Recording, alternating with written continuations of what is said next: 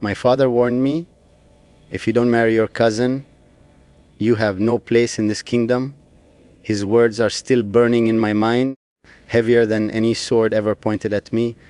I stood before him silent, while the firelight flickered against his face, a king's face carved by duty, not by love. His voice carried no mercy, no warmth, only the cold steel of command. I should have bowed, should have accepted the fate carved for me since birth. But I couldn't, not when every beat of my heart whispers your name in defiance. Not when I know that marrying anyone but you would be the slowest kind of death. He doesn't understand. To him, marriage is strategy, bloodline alliance. To me, it is ruin if it's not you. He speaks of honor, of family, of the throne that must remain pure. But how can something built on chains be pure? He wants me to marry my cousin, to merge two royal lines like trading gold for gold. He calls it duty. I call it a burial, burying myself alive beneath the weight of his expectations. And I cannot do it. I won't, because what I feel for you isn't rebellion anymore, it's truth. And truth doesn't kneel. Every time he speaks your name, it's with disgust, as if love itself were filth on the royal floor. He says you are beneath me, unworthy of a title, unfit for a crown. But he doesn't know what I've seen in you. He doesn't know the strength in your silence, the fire in your eyes when the world turns cruel. He doesn't know how you look at me, not as a prince, not as someone untouchable, but as a man.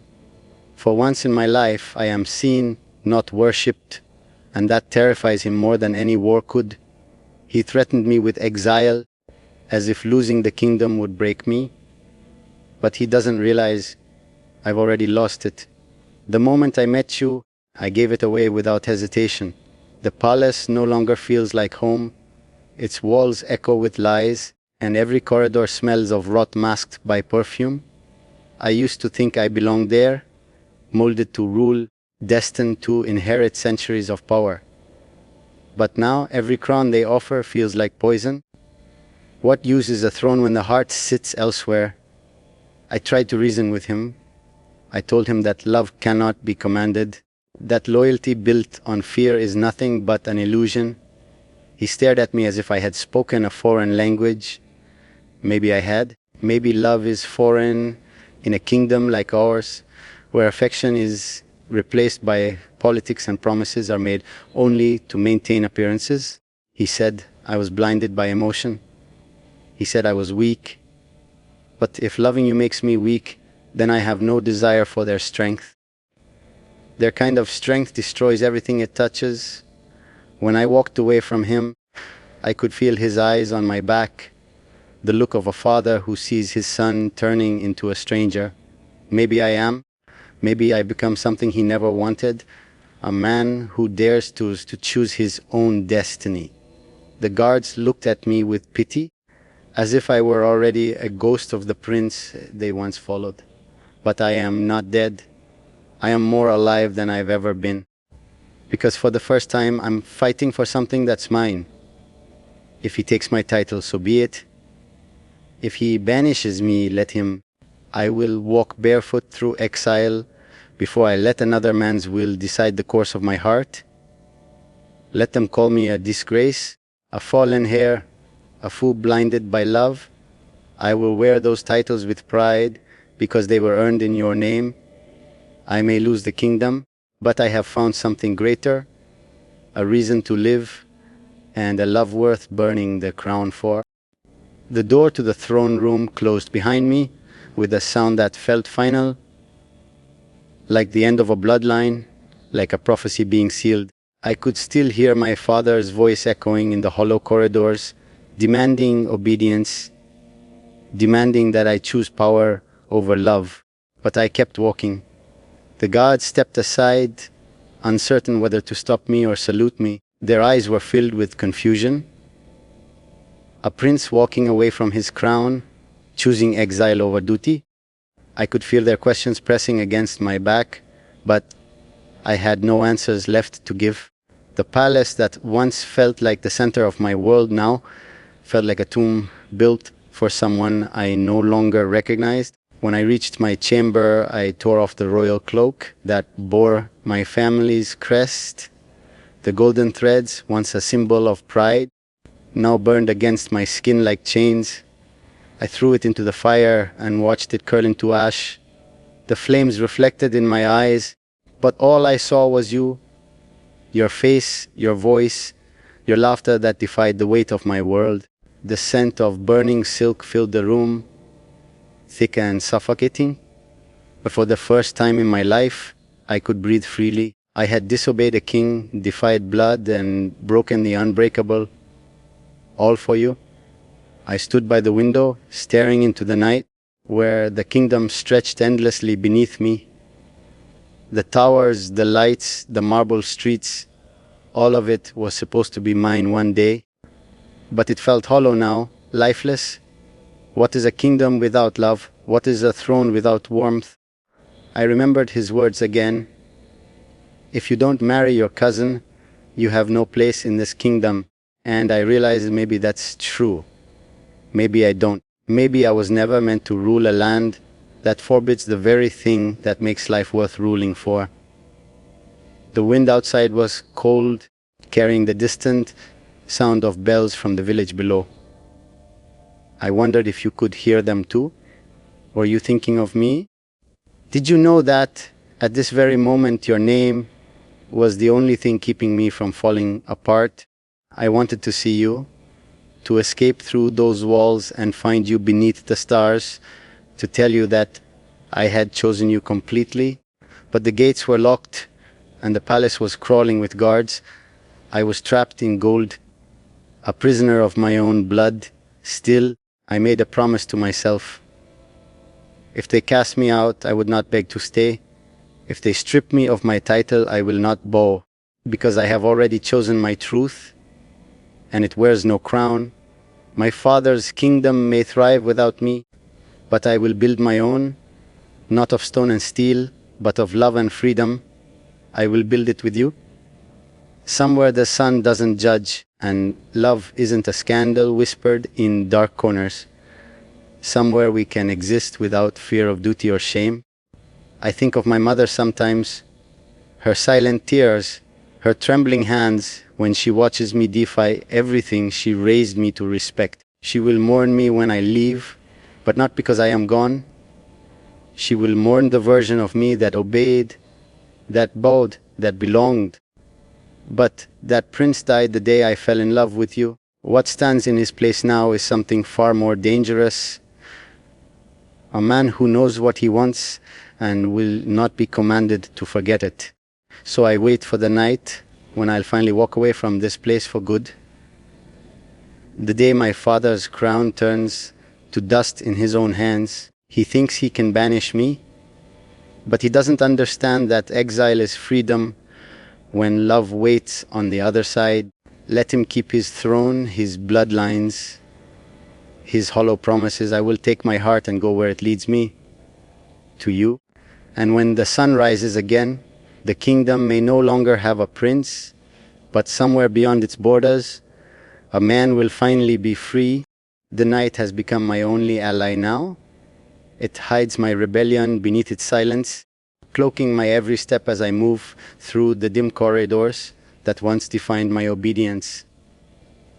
The palace sleeps under the illusion of control, unaware that its prince has already slipped away from their grasp, not in body yet, but in spirit. Every shadow I pass feels like a reminder of what I'm abandoning: the lineage, the legacy, the crown. But my heart beats louder than my fear, whispering only one name: yours. I am no longer walking toward destiny, I am walking toward you. The guards at the eastern gate have grown too used to my midnight wanderings. They think I seek solitude, perhaps a moment of peace before a royal marriage I've been forced to accept. They don't know the truth, that tonight I will not return. I ride beneath a moon drowned in clouds, the storm building like a reflection of my unrest. The road that once led to the villages feels longer than ever. and the weight of every decision I've made presses on my chest. Still, the thought of seeing you, of feeling your hands against mine, is enough to silence the tremor of doubt. As the wind lashes against me, I remember my father's words once more, echoing like a curse in my mind. If you don't marry your cousin, you have no place in this kingdom. I wonder if he knew that his warning would become my liberation, that his cruelty would set me free. He thought he could frighten me into submission. But love has made me fearless. The idea of losing you terrifies me more than exile, more than death. A crown cannot replace what your presence gives me. If I must trade my name for your love, then I will do so without hesitation. The forest unfolds ahead, vast, wild, and alive. The scent of rain lingers in the air, the ground soft beneath the horses' hooves. This is where the kingdom ends and my heart begins. I can almost feel you here already, as if your soul calls to mine through the trees. My cloak clings to me, soaked in mist and rebellion, but I keep moving. The stars are hidden, yet I don't need their guidance. You are my light now, the only direction that matters. I think of the life waiting beyond this forest, not of palaces, not of riches, but of quiet mornings and unguarded laughter, of your voice waking me instead of a servant's knock, of your touch instead of the cold weight of royal rings.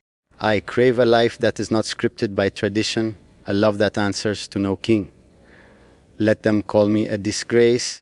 Let them erase my name from their history. I would rather be forgotten in their world than remembered in chains. The sound of the river grows louder as I near the edge of the woods, the place where we first met. The memory of that night still clings to me. The way you looked at me with no fear, no reverence, only truth. I was a prince to everyone else, but to you, I was just a man. You didn't see the crown, you saw the loneliness behind it. And now, here I am, following the very path that began with your gaze, the same path that will end with freedom or ruin, perhaps both. When I finally see the faint light of your home through the trees, something inside me breaks, not from pain, but from the unbearable relief of coming home. My heart races as I approach, the rain beginning to fall again, washing away every trace of the palace from my skin. I know what awaits me if they find us. Punishment, exile, perhaps worse. But none of that matters, because for the first time, I am not a prince running from duty. I am a man running toward love. And as the storm gathers above, I know one truth beyond all others. The kingdom may have lost its hair tonight, but I have found my soul. The rain falls heavier now, soaking through my cloak, through the weight of everything I've left behind. The forest hums with the sound of thunder and rushing wind, but all I can hear is the pounding of my heart as I finally see you. You stand there under the faint glow of your lantern, your face pale from fear and disbelief. For a moment, neither of us moves. Time itself seems to hold its breath between us. Then your eyes meet mine, and in that single glance, every reason I had for staying in that cursed kingdom dies quietly. You rush toward me, your steps unsteady on the wet ground, and when your arms wrap around me, the world disappears. The rain becomes softer somehow, like it knows it has no power over this moment. I can feel your tears mixing with the rain against my neck.